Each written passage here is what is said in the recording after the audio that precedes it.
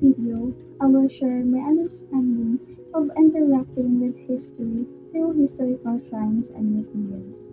We will explore how we can learn about history by visiting historical shrines and museums. These places hold important stories and objects from our past. By understanding how we interact with history through these special sites, we can connect more deeply with our culture and heritage. Let's discover why these places are important and how do they make history come alive.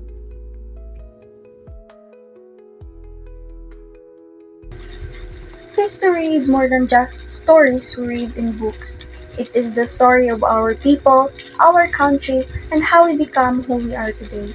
One of the best ways to really understand history is by visiting historical shrines and museums. These places keep important objects, buildings, and memories from the past. When we visit them, we are able to see, touch, and experience history in a way that books cannot give us. Historical shrines helps us remember the bravery and sacrifices of our heroes who fought for our freedom. Museums hold artifacts that tell stories about our culture, art, and past events. By interacting with these, we connect more deeply with our history. It makes learning alive, interesting, and personal.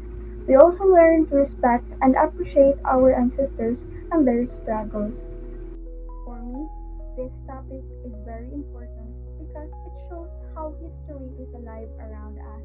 Instead of just reading or hearing about the past, we can see real places and things that bring the past closer. It encourages me to visit more historical sites and learn from them. This helps me understand who I am, where I come from, and the value of preserving our heritage. History shapes our identity, and shrines and museums are like bridges that connect us to our roots.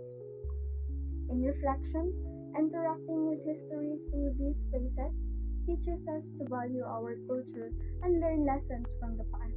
It inspires us to become better citizens who appreciate freedom and work for peace. It also reminds us to protect our heritage so the next generation can learn and be proud of our shared story.